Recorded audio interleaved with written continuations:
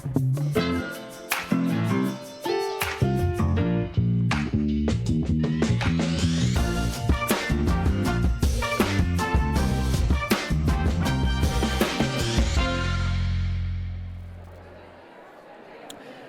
afternoon, everyone. Good afternoon, and welcome to the Columbus Metropolitan Club.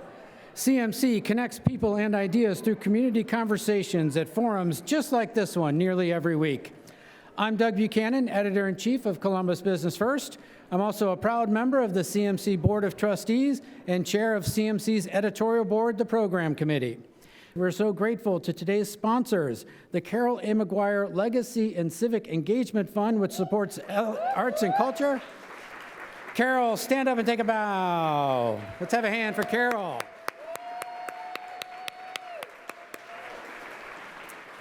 And the Greater Columbus Arts Council. We have several members on here today. How about a hand for the Greater Columbus Arts Council? Our live stream sponsor today is the Center for Human Kindness at the Columbus Foundation and the Columbus Dispatch, and we also want to thank the Ellis for hosting us. Every CMC forum takes a village. Let's thank everyone for supporting today's program.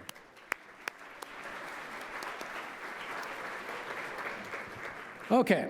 Today, we are talking about the arts. Columbus is more than lucky. The city is home to a vast array of performing arts organizations that bring vibrancy to Ohio's capital through theater, dance, ballet, live music, and much more. While audiences are filling events, funding remains a challenge with deep uncertainties around public funding that are driving arts organizations to build innovative partnerships with each other and supporters. Today, with key leaders, we're honored to host CMC's first ever State of the Performing Arts. It's my great honor to welcome our panelists. Please welcome Stacie Boord, CEO of Shadowbox Live.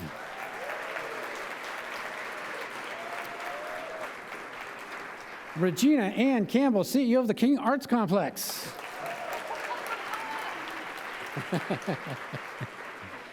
Daniel Walshaw, Chief Operating Officer for the Columbus Symphony. And Chad Whittington, President and CEO of the Columbus Association for the Performing Arts. And our host, Jamie Goldstein, Chief Creative Officer for the Greater Columbus Arts Council. Jamie.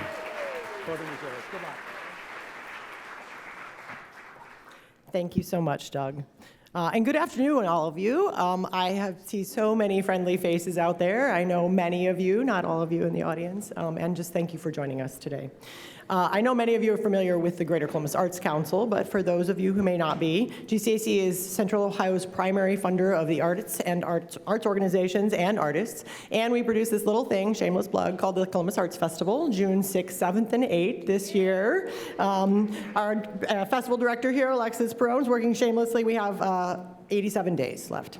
I have to thank the City of Columbus, Franklin County, the Ohio State University, and the Ohio Arts Council for our funding. We could not do what we do without them. GCAC's primary mission involves grant making and the support of our grantees. Last year, GCAC invested nearly $23 million right back into this community. Thank you, yes, that's awesome. We made these investments through grants to artists and arts organizations working in 7 disciplines. We round these up to 7 broad categories: visual arts, literary arts, fashion, film, dance, music, and theater. It's those last 3 disciplines that are often referred to under the umbrella term performing arts. And it's those disciplines and the venues that support them that we're here to talk about today. Now, I'm going to just deal with the elephant in the room. Some of us may ask why we're talking about this art stuff when there are so many other critical challenges facing us as a nation and a city. Those of us in the arts are very, very concerned about these issues too. They directly affect our constituency of artists and the employees at arts organizations. Artist issues are human issues. Homelessness, mental health, social service support, all of those things are incredibly important to us. But we also know that the arts intersect with every aspect of our lives, and they support every area of our community. The arts are part of the solution for the challenges that we now face.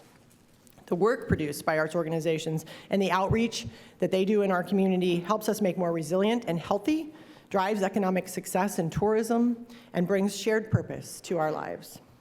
The organizations joining us today and all of our Columbus arts organizations and artists are essential threads in the overall fabric of our community. So we're going to spend some time talking with our panelists today about exactly what that means, where the performing arts are today, and what their vision is for what's next. I'm going to start with a soft one, and I want you all to answer this.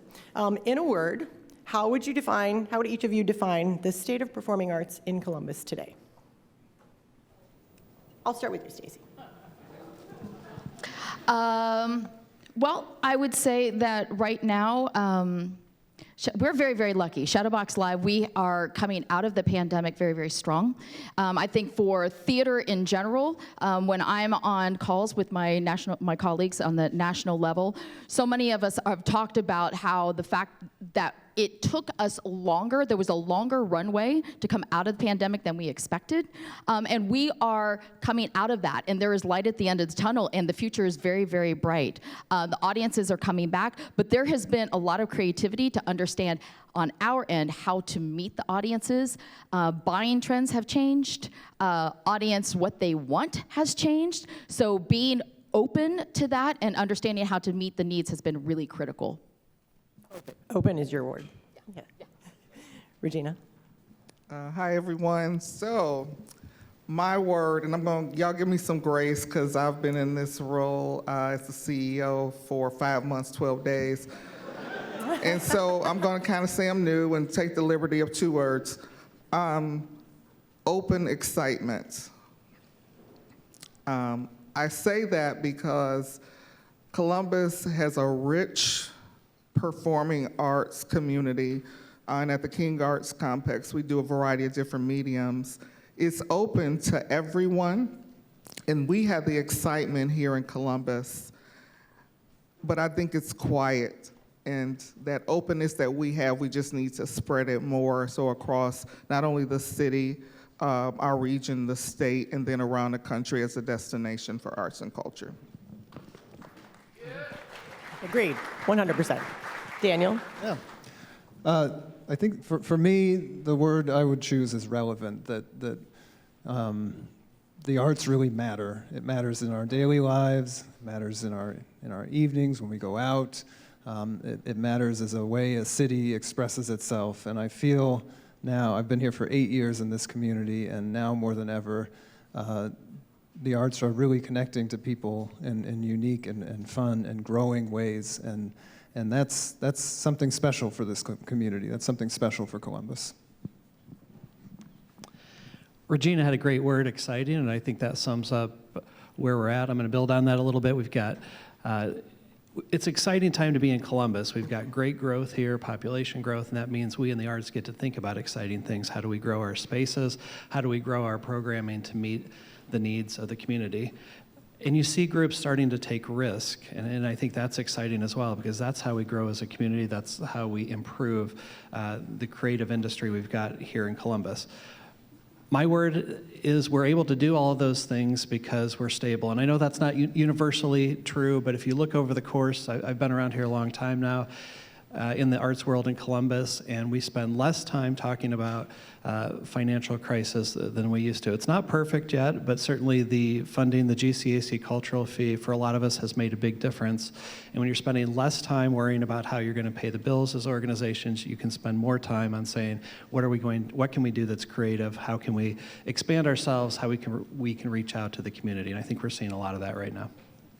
Thank you. I love all of those answers. Some of you have touched on this a little bit, but Columbus has an incredibly collaborative arts community. I would go as far as to say that competition doesn't really enter into our vocabulary. Collaboration has been sort of infused into our DNA, and I think this is something we take for granted because it's not true in every community. If you travel at all, or if you have an insight into other communities, you'll know that there's a lot of competition out there. And so I know I feel very blessed that we have this incredibly collaborative community. From shared administrative services to joint advocacy efforts to cross-use of venues, you guys all collaborate so much in the community, both with each other and then also with organizations, schools, social service organizations. Pick one example, if you would each pick one example and share a collaboration that you're most excited about or you're very proud of. I'll start with you. Let's get Daniel. Go. I'll go first. I'll steal it, Chad.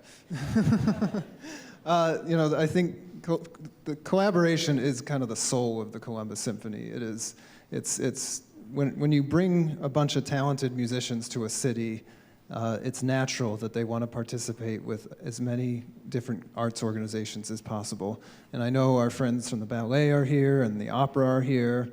And recently we had the privilege of doing and one of the most amazing things that I've experienced here in Columbus, which was our big collaboration with West Side Story, which also included CAPA.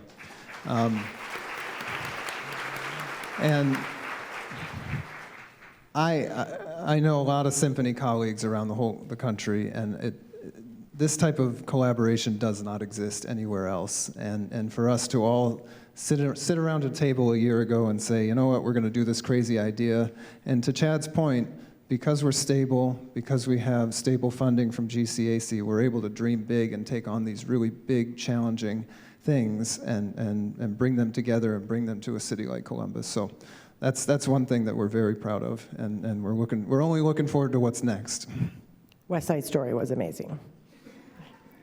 If I could just add to yes, and we have a saying, coming to Columbus has been really great runway, I like to say, coming and having a GCAC. I come from a world of economic development, and we had what was called New Economy Initiative, and having a core organization that brings us all together and resources us is huge. It's allowed me to be able to come in, meet partners, do events and programming together for the community that we serve that oftentimes won't have access or aren't informed about what is out here, and so the collaboration is key. I've met somebody today that I can potentially collaborate on a play to bring the King Arts Complex. So again, it's very key, and I'm thankful to GCAC for bringing us all together. It's great runway. Thank you. I'll go. First of all, I will echo the collaborative nature. It's amazing to have colleagues where you can literally text them and say, hey, I have a question about this, and can you help me out? And I know that is unique to our community. I'll talk a little bit about social services, partnerships. I think it's really important that people understand that artists, we solve problems. Like, that's in the fabric of who we are. And a couple years ago, I had a patron who asked for deaf interpreted services, and I went about it the normal way. And as I looked at it, I thought I could make this so much better. Like, if I could just get my hands on them for just a couple hours, I could make this so much more entertaining. And so I approached CCA, Columbus State Community College, and said, hey, would you like to start a course with me where we teach American Sign Language for the artistic endeavor, where we're teaching them how to move with the music, how to adopt the characters physically, so that even if you are not deaf, you're actually watching it and are able to automatically understand who that character is representing. And it has been absolutely such a beautiful, rewarding program. Not only are we teaching the next generation of interpreters, but those interpreters are now the teaching artists for the upcoming generation of those students, as well as just expanding our ability to serve that community. That's amazing. I learned something today. I didn't know about that partnership. That's great. Chad? We got very specific instructions when we started about how to hold the microphones. I just want to tell my colleagues, you're doing a great job. I've been watching. I talk to my peers from all around the country, and I talk about some of the collaborative things we do here in Columbus, and they look at me like I'm crazy, because there are things that just could not happen in other cities. And I think we should be really proud of the fact that we can do that. I think that makes us a great arts community and means we can do things that other cities can't pull off. It's hard for me to name just one example for CAPA because we do so much. We create a Christmas Carol each year with Short North Stage. We're working with the Symphony on Harry Potter movie that's coming along soon. West Side Story. We work with the community on things like the Marquee Awards that Amy will forgive me hopefully, but I don't know the exact number, but 20-some schools are a part of that every year. Little Amal, which we did with Department of Neighborhoods and other community organizations a little over a year ago. So, collaboration is part of what we are, and I think as you know, the owner of the buildings that so many people are a part of, it gives us a lot of opportunity to collaborate. So if you're out there and you need a partner on something, come and talk to us, because we get better as an arts community when we expand ourselves and we work together. West Side Story was such a fantastic example of that, and certainly can't be the last. Thanks, you all. So it's not all sunshine and roses. You've heard some really great examples here, but we know there are gaps. And there's gaps in what we can do with the resources that we have. The ticket fee that City of Columbus passed in 2018 went a long way towards addressing what our organizations can do in the community and within their organizations.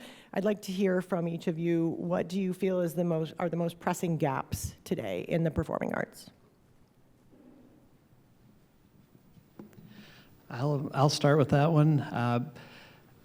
There are still communities out there, groups of people that we need to do a better job of reaching, and we're all aware of that, and we're trying, but it's really grassroots efforts in some of these cases to reach folks that might not feel like in the past they've been welcome into the theaters or welcome to the programming that we're doing. A lot of great work is being done on that front now, but I think we can't lose sight of that no matter what is going on and within the country and some of those conversations that don't necessarily line up with what we're trying to accomplish. This is a growing community, it's a diverse community, and we need to make sure we're doing things for everybody. And I think that's really super important. That's something we're going to stay focused on no matter what.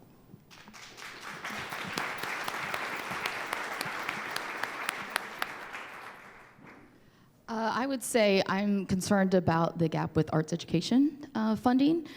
As we all know, that's one of the first things to get cut. And it's so important to be certain that we are exposing these younger generations to the arts, not only to grow the next generation of arts appreciators, but also to help some of these students understand that college is not necessarily for everyone, and to make sure that they understand that there is a career path that they could follow if maybe the college is not an option for them.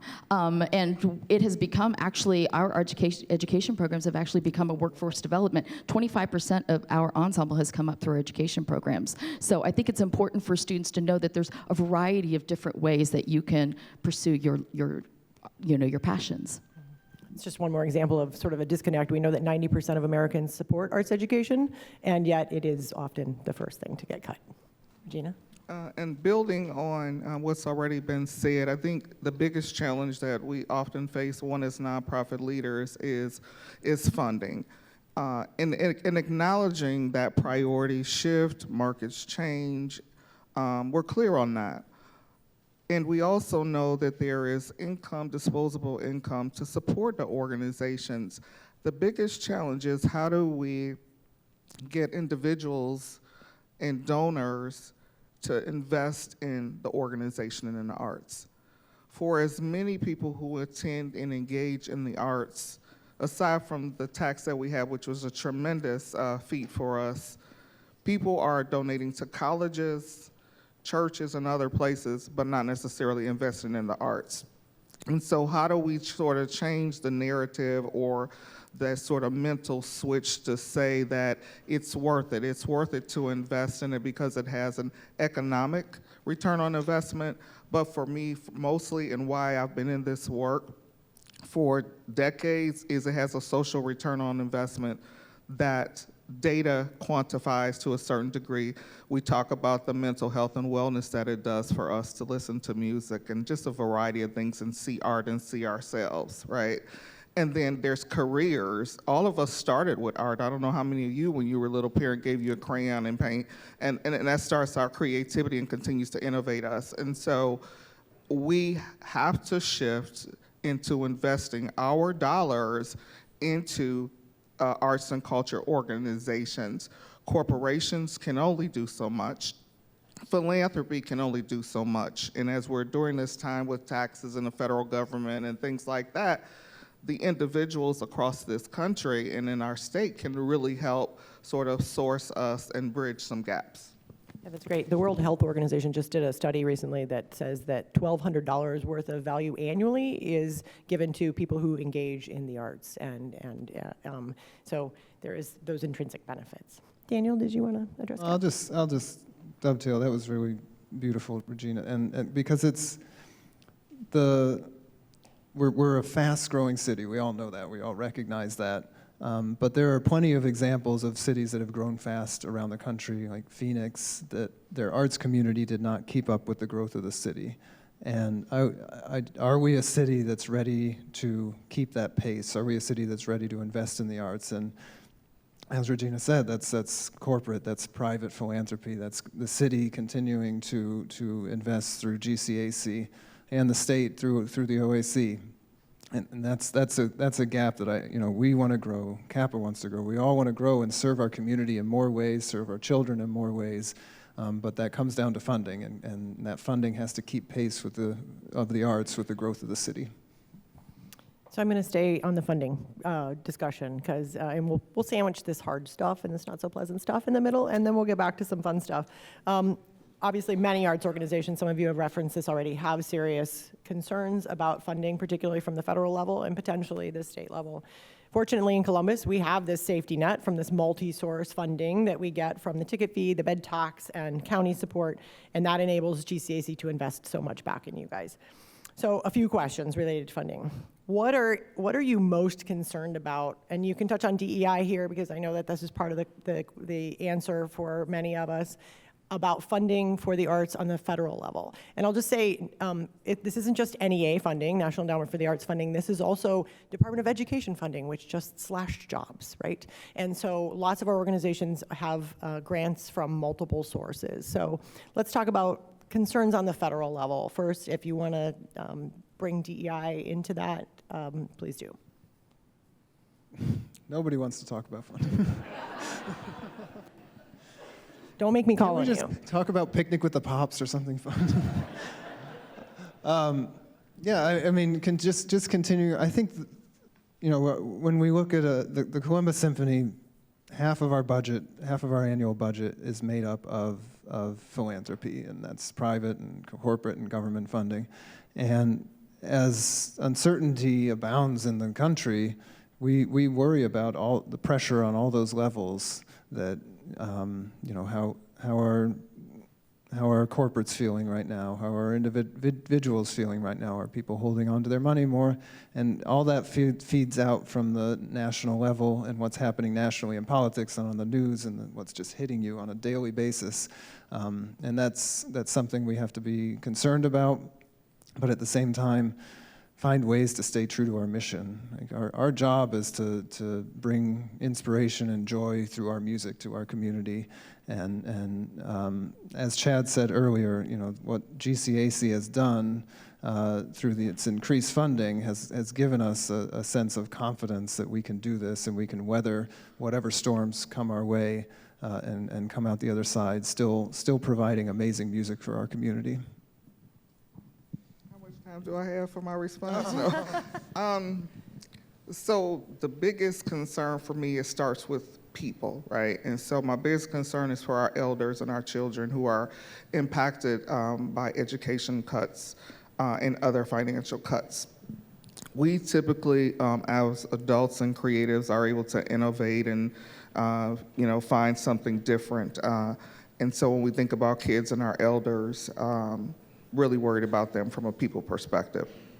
Secondly, the dollars that are made available for arts and culture, as well as capital dollars, is so important. Again, you made a very important point that Columbus is growing, and most successful cities that we've seen around the country grow because they also have arts and culture environments. And in order to sustain and attract, retain talent, and bring new people, we've got to have a sound foundation in arts and culture for people to come to an experience. When we all take our work hats off, and I'm in arts and culture, we have so much fun, you want to be able to go to places where you can not worry, not have some stress, laugh a lot, dance, and all the things that performing arts can do for us from the inside out. And it also helps build community. So the dollars are important. From a DEI perspective, this is my take on it, and I'll give you some examples. Excuse me if I'm using a couple of y'all minutes. maybe 15 years or so ago, the conversation in my workplace, working in a tech place, was bringing in DEI experts who really couldn't explain what it was in the first place. And everybody defines it differently.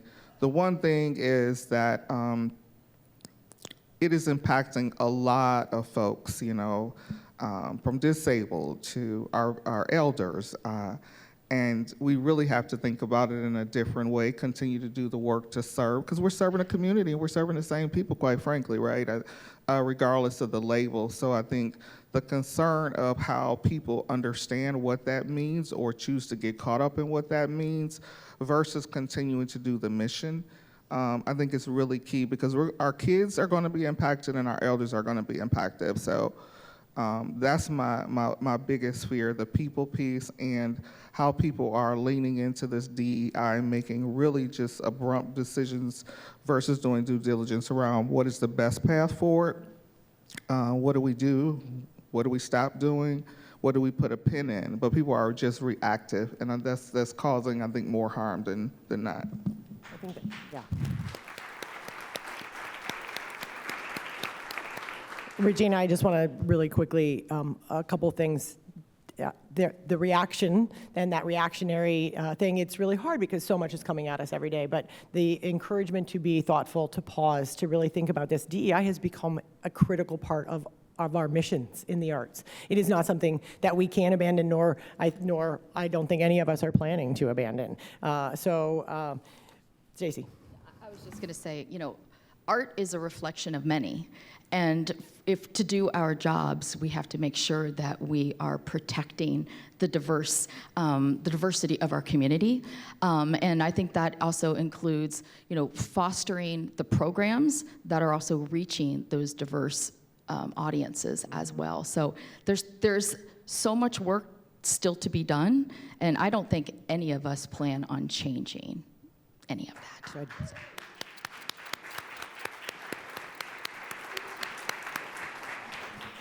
Chad, does CAPA want to talk about federal funding? Why not? Great answers here, and I agree. I think keeping our eye on the ball and doing the good work is the most important thing. A lot of irony in this first statement. Fortunately, most of us don't get a lot of direct federal funding, so this doesn't have a big impact on us. But it does impact. I talked about risk-taking earlier. I talked about it stretching programming, and you know, the loss of NEA funding, or the uncertainty maybe is a better word around NEA funding, limits the ability to take risks. And I know I saw Christy Farnbaugh here. Contemporary is a great example of that. They're doing something, Fat Ham. It's never going to be on the Broadway series. It didn't tour. It's an important play that needs to take place here in Columbus. And they got support from the NEA, a $10,000 grant, to make that happen. Those sorts of things need to happen. We need those works to take place in this community. And that's just one example, right? You think about other examples in Columbus and all around the country of these opportunities that might not happen, at least in the short term, because people are worried about if they're going to get the support they need, even support that they've been promised. And so I think it does have an impact on our communities, even if it doesn't change how we operate, kind of on a day-to-day basis. That operating support from the country isn't there. So that's why I think we have to continue to find ways to press ourselves. We need, maybe in the short term, the community to step up and help us take risks, help us do that programming that might not sell enough tickets to support it, but we need to have it here in Columbus. I like to say a lot, if we're talking specifically about Columbus, I like to say people should be able to see anything here that they can go to another city to see, right? We're behind if people feel like they have to go to Cincinnati, Cleveland, Pittsburgh, any other city to see a work of art or see some genre of art that's taking place. That should always be our goal, to be one of the premier Midwest cities in terms of what we offer. So I need to continue to make that happen, even if in the short term it's without the support of the NEA. Thanks, Chad. I think Regina made a good point, too. It's not just the loss of direct grants, potentially, but it's the erosion of the support system overall, Medicare, social security, education. So, we all need to be watching and speaking our part about what's happening on the national level. Now to a little bit happier side. I have to ask this question. What has the increased funding from GCAC enabled in the past few years, primarily thanks to the ticket fee, enabled you to do that you could not do previously? Well, I'll start. Oh, everybody's jumping to this question. I love We that. got capital dollars, which will allow us to renovate our second floor.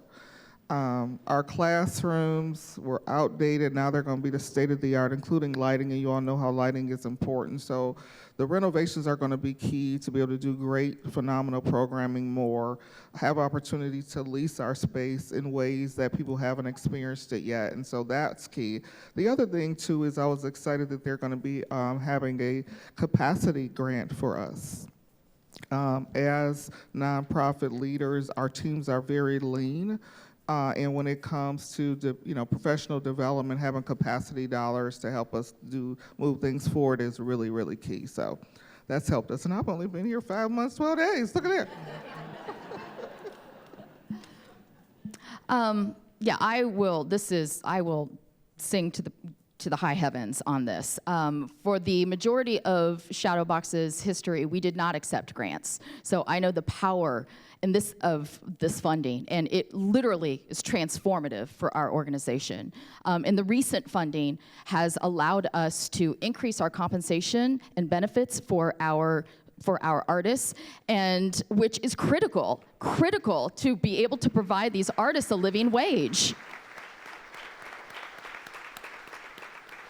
You know, the producing theater model, the regional producing theater model is a broken business model. And we here in Columbus are really trying to debunk that by providing artists a steady income, an annual income. They're on payroll. It's not a gig working. Typically, the administrators are on the full-time salary and the artists are gigged in and out depending on the show. Well, because we create our original art, we need those artists year-round and available to us to create the art that we present. So it's really important for us to lift the financial strain so that they know that they can pay their rent, that they have some benefits to fall upon. So this has been transformational for us. Additionally, the capital, amen. So the capital grant that we got, we were able to transform our front space, double the seating capacity, increase a stage size so that we now are able to seat 99 people. We have an increased stage size. We're able to serve more artists. This is a community performance space. So not only are we able to serve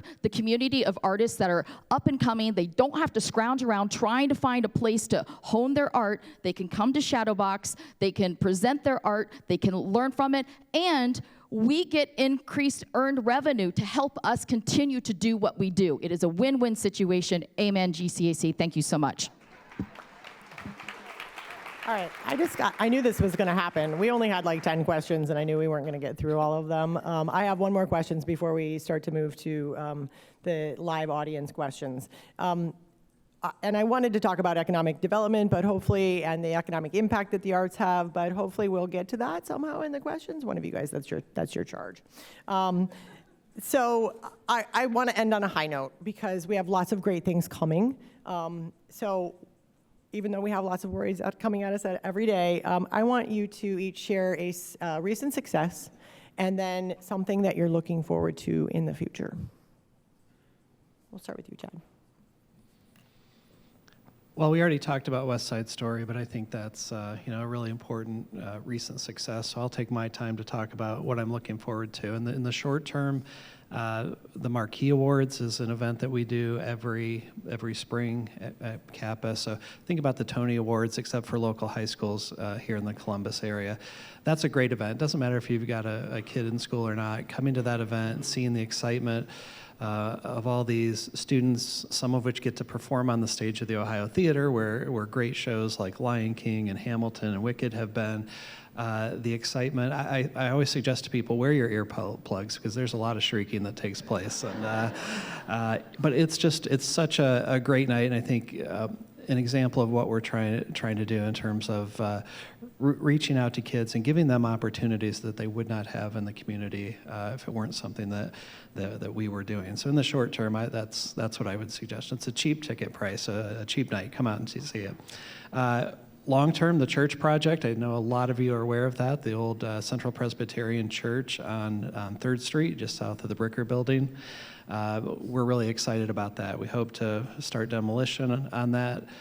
The back, the Sunday school in the back, not the main church. We're not tearing that down. Later this year, we've raised 10 of 14 million. Of course, the last couple million are always the hardest, but that's what we're working on. But for CAPA, that is super exciting because it allows us access to programming that we can't do right now. You think about our spaces with sloped floors and fixed seating, and you're always looking in the same direction for the stage. This will be, think about a church with a big open space. It'll be a flat floor. We'll be able to move the seating around, take the seating out, do standing room concerts. So I talk about reaching new audiences. This allows us, gives us a space where we will be able to bring in programming that reaches those new audiences at a very affordable ticket price. So we're excited. Again, hopefully start construction this year, 25, and have it open sometime in 27. I'm not going to point to one specific success, but kind of a broader success of our organization, that we right now are experiencing unprecedented growth in our audience and our attendance and our engagement. We're up 23% in our ticket sales and attendance right now. When I started 8 years ago, we were doing 80 to 90 programs a year. Now we're averaging 250 to 275. And none of that's by accident. I got 2 tables of the hardest working staff that I've ever known in my life, and I just love them to pieces. They know that.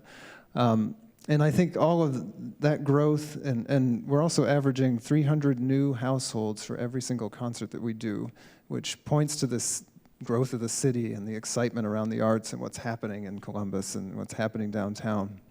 And for us, that points towards what I call the worst-kept secret in Columbus, which is the Columbus Symphony's goal to create a transformational new music venue that is going to be impactful to the entire arts community.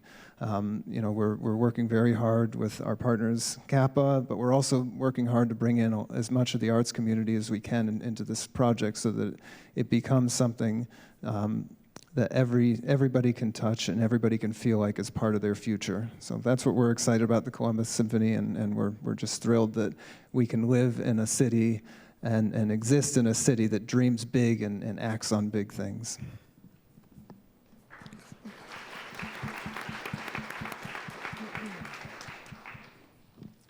So I would say 3 things. First, the Martin Luther King Day that is every year. It gets bigger and bigger. Last year was 8,000, this year 10,000. The diversity of the young people and parents who bring their kids is amazing. So those events, they continue to be staples for the community. Second, want to build on what we've been doing, that is great, but also bring opportunities to partner with others around performing arts to bring into the King Arts Complex that the community hasn't had access to, and get exposure to our young folks. Bring diversity, which Martin Luther King stood for, so we'll be working with, our board members from, Dr. McDaniel to many others about Martin Luther King and what he stood for. He stood for the moments that we often talk about diversity, equity, inclusion, quite frankly, that we've lived before DEI was a term. And so we'll be leaning on those by having conversations, having art and theater to express that in ways that people can build relationships and come out of it from the inside out. We had our first, which I'm proud of, intergenerational mixer. So everyone from our baby boomers all the way to our Gen Zs, and we had a couple little alphas in the room. And so wanting to do more events and activities and programming that bring us all together. So in times like these and moments like these, we build friendships and relationships. And so we stick together as we continue to grow and have one Columbus and its pride. We'll be doing more renovations, as I spoke about as well, so that we can have more attendance and participation inside the venue. Looking forward to the Heritage Music Festival that brings out thousands and thousands of folks along the way. So more renovations. You're going to see more community conversations and education happening inside out. The diversity of what Martin Luther King stood for, you're going to see it, and we're going to represent that. So before Stacie goes, I had one job, and I screwed it up. And that was before that final question to let everybody know that we're about to take questions. So we'll give Stacie a chance to respond, but I'm going to give everybody a chance to line up if they want to ask questions. Please remember that a question ends with a question mark. And we'll take in-person and live stream questions from the audience. And if you have a question, please make your way over to the microphone. Doug is waving in the back of the room right now. And if you're joining us on YouTube, please type your questions into the chat. So Stacie, what are you most excited about? I'm excited to keep doing what I'm doing here in this amazing community. I think it literally just still blows my mind. I have been doing this for 37 years. Yeah, that's crazy.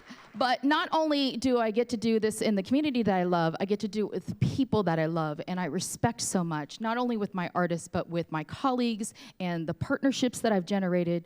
I am just always blown away that we have the opportunity to generate 8 to 10 new shows every single year. That's unheard of. 8 to 10 new shows every single year. And people come out and see it. They have no idea what they're going to see. And they come out and see it. And they take that chance with us. What a beautiful thing. And what a testament to this community that they support innovation like that. And so I'm blessed to do what I do. We had our best opening weekend that we had in I don't know how long with Rock This Way. Van Halen and Aerosmith, come check us out. It's amazing. We'll rock your faces off. But I'm also very excited. We are premiering a new show called Millennium, a 2000s musical that is authored by 2 of our younger writers. It's their first time to write a musical. And I think it's important because they are authoring their own narrative. And so we're very excited to support them, and we hope you guys will come out. That will premiere in June 5th. So thank you. Fabulous. Let's have a big hand for our panelists.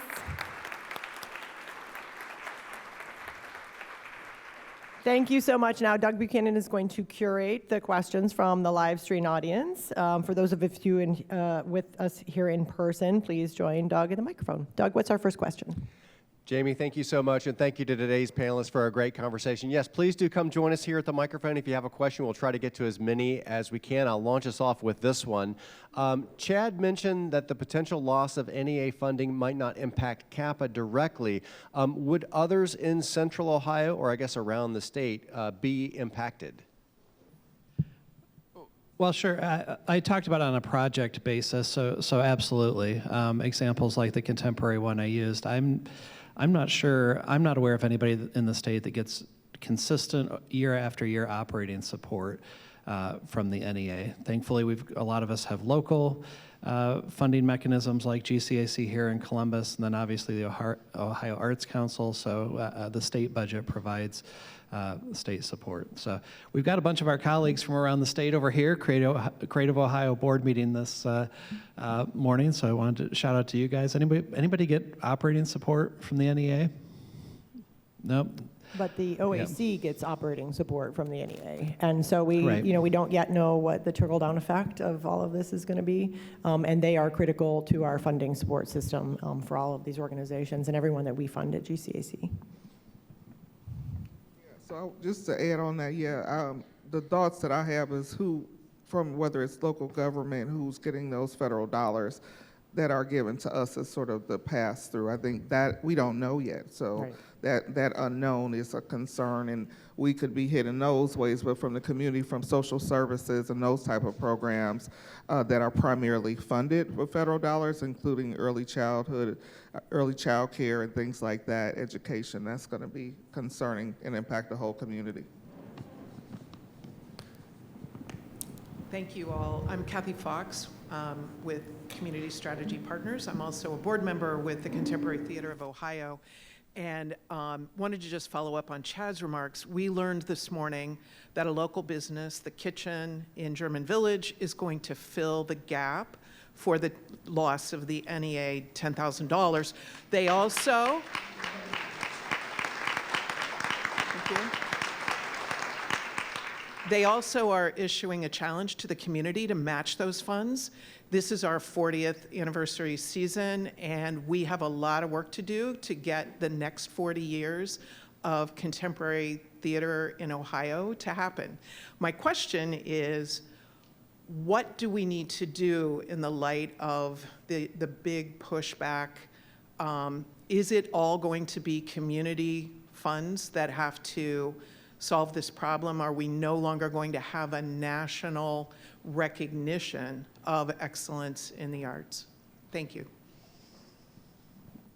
I really think it's too early to know. I think we've got to keep doing the good work, not overreact like somebody said earlier.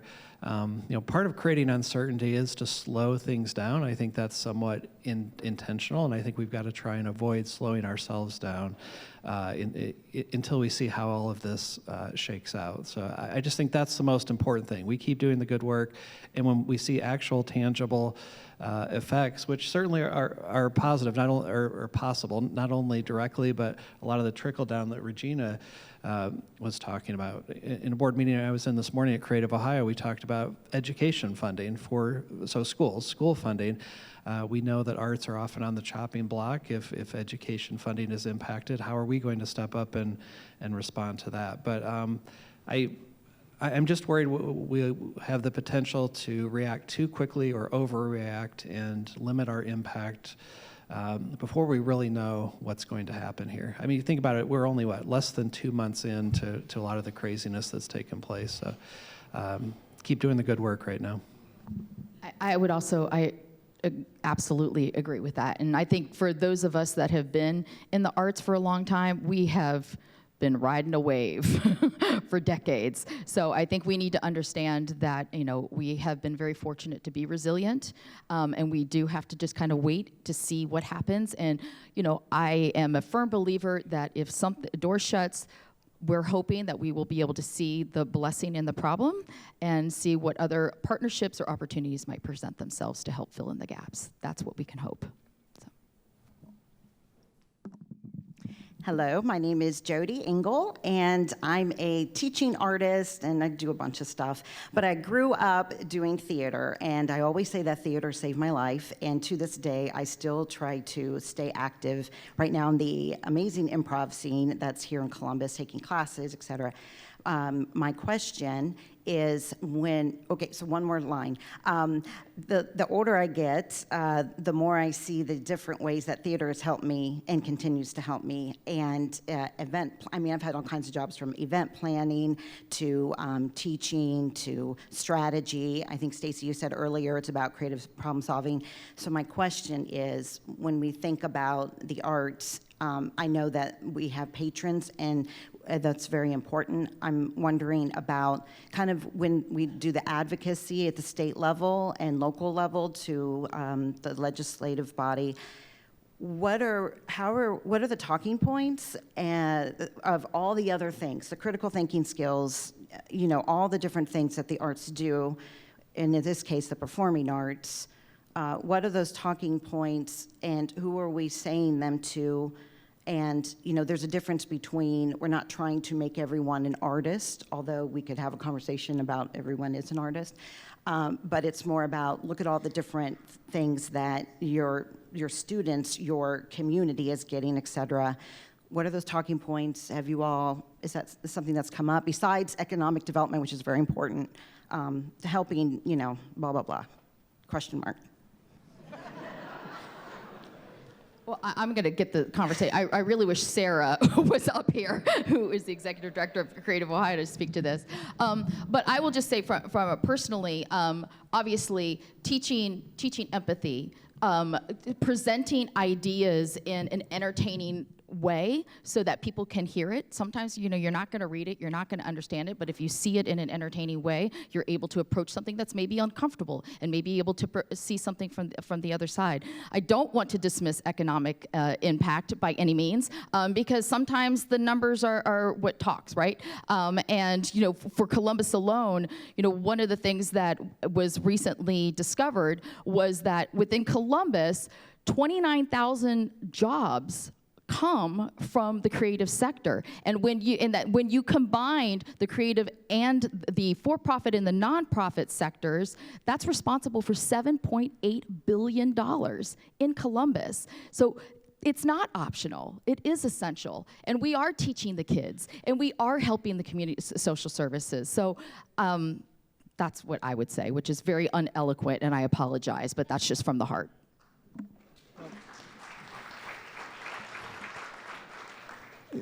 I think it's also important that we see the arts as a unifier in our community, that we're not, there's a lot of stuff out there that divides us, there's a lot of stuff out there that we can disagree on, but coming to a performance, coming to a museum, being a part of that is a shared human experience. And I'll give 2 examples of the symphony, and I guarantee one of them is going to make some people uncomfortable, or both of them, I don't know. You know, last year we did one of my most favorite programs at Picnic with the Pops we've ever done. We had Nas with the Columbus Symphony. It was unreal. It was the most diverse audience I've ever seen out at a concert. It was packed. He had such a great time, he ended up taking our conductor on the road with him. And it brought people together in ways I haven't experienced. And that spoke to a certain part of our community, and we were able to do that. And when we program Picnic with the Pops, we look at it and how can we reach as many people. And my other example is in 2020, one of our partners who is the mayor of Somerset, Tom Johnson, who sadly passed away recently. We were out during COVID, getting out, performing outside as much as we could, trying to reach as many communities as we could. And Tom invited us and had the orchestra play out in Somerset. And I promise you that we can't really fact check this, but this was the single most Make America Great Again hats at an orchestra concert you've ever seen. And it makes me proud. Like, we are able to be a unifier. We're able to bring people together. We are able to bring different people, different groups together as the performing arts, as an orchestra, in ways that I don't think a lot of other industries can. And it's something that we should be proud of, and we should be proud of all the communities we reach. And that's a message I would take to legislators or political leaders.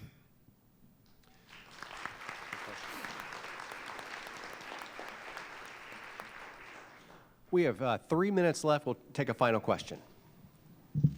Good afternoon. My name is Patrick Nugent. I'm the president and CEO of the Dayton Performing Arts Alliance. I'm here with the board of Creative Ohio, which is your statewide arts advocacy organization. Around the state, we've looked with considerable interest and maybe even a hint of envy about the tremendous progress in the performing arts here in Columbus. It's really terrific to watch and to see what you all are accomplishing. I was delighted to hear about your collaboration around West Side Story. I was very sad to hear you say that you thought that was the only community in the country where that could happen. In Dayton, the ballet, the opera, and the Philharmonic are part of a single integrated organization working together towards a single shared purpose. And our 3 artistic directors collaborate in this way 7 or 8 times every single year, where 2 of the 3 art forms, or all 3, are on stage together. It's just a matter of course for us.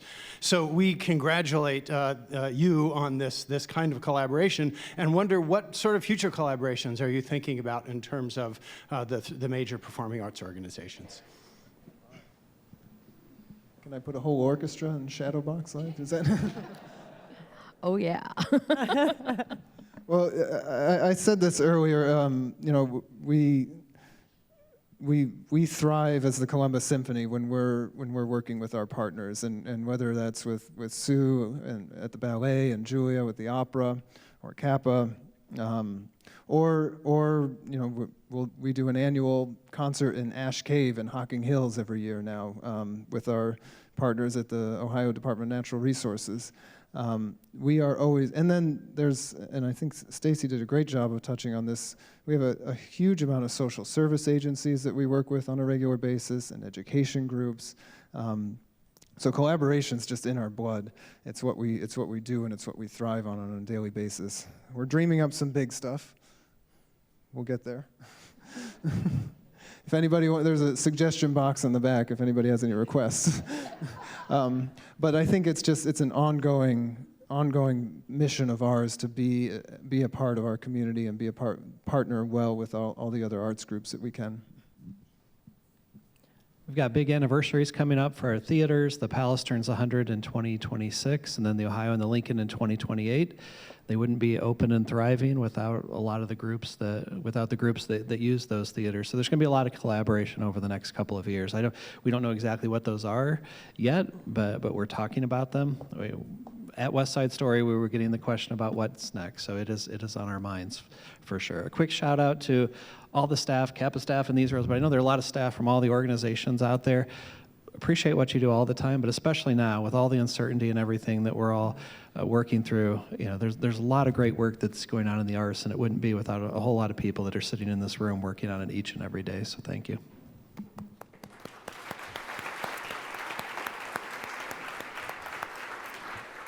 And a big thanks to CAPA for tending to all of our lovely historic theaters. Columbus has more than many cities, and many cities bigger than us. And so thank you for your wonderful stewardship. Thank you to our panelists today. Thank you to all of you. I am now going to turn over the podium back to the other Doug Buchanan for concluding remarks.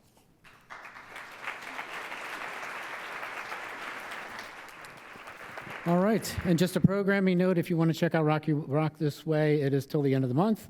Heritage Music Festival is in July. Symphony has a celebration of Mozart this weekend. And if Mozart isn't your thing, the Palace Theater has a tribute to Jimi Hendrix going on this evening. So how about another round of applause for all the programming going on there? Also want to give another shout out to the Carol A. McGuire Legacy and Civic Engagement Fund, the Greater Columbus Arts Council, obviously, and the Arts Festival in 87 short days. Is that right? All right, we're looking forward to that one. Grateful to our presenting sponsor of our live stream, the Center for Human Kindness at the Columbus Foundation, our live stream partner, the Columbus Dispatch, and the Ellis for hosting us, and a very special appreciation to today's speakers, Stacie Boord, Regina Ann Campbell, Daniel Walshaw, Chad Whittington, and our host, Jamie Goldstein.